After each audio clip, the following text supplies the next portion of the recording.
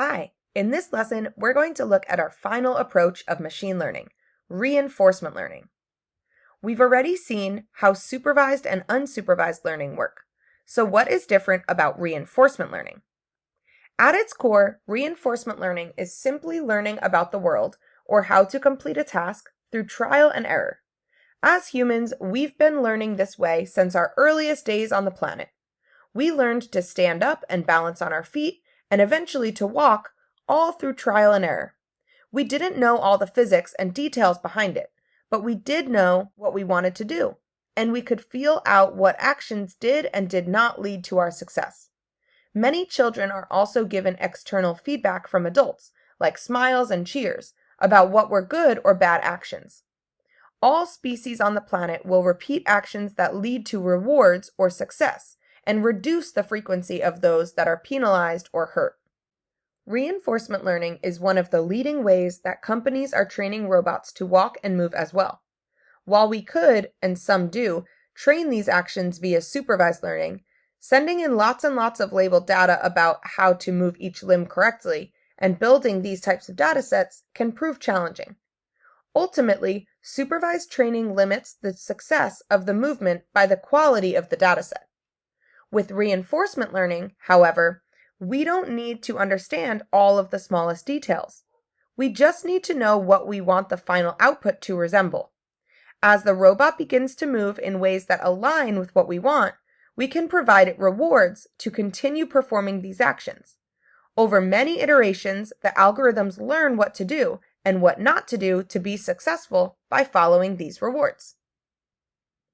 Imagine you have a robot in a grid world as shown here. You want the robot to learn to efficiently move to the gold square, where it'll receive a reward for completing the task successfully.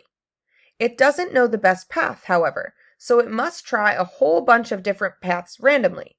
For example, path 1 might look like this.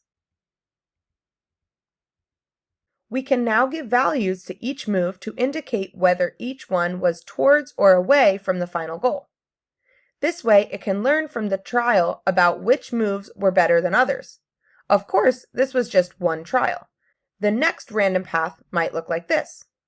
Again, we can provide it feedback with rewards to indicate which choices moved it closer to its goal. Over time and over many trials, it might develop an understanding of this simple world and its rewards as such. It now has learned about several different paths it can take to maximize its reward. Here are a few of them that result in 17 points in only 4 moves. A slightly different world, with walls that block some of the moves, may shift the rewards to look something like this. Now it's learned that there is clearly one series of moves that maximizes its reward. Remember, we didn't tell it the exact path to get to the goal. We just provided some feedback on its moves over time, and it learned that this was the best path to take based on those rewards. This is an important distinction because we likely would have a more complicated scenario where we as humans couldn't predict the best path forward. Like this one. There's a lot more that goes into effective reinforcement learning, but hopefully this can give you a sense of how a system can use trial and error with feedback to learn how to act. Okay, so a couple of popular examples with this type of learning. As mentioned, robotics is a big use case for reinforcement learning, and there will likely be many new developments in the years to come. The other application, which will likely come as no surprise, is in developing our AI game players.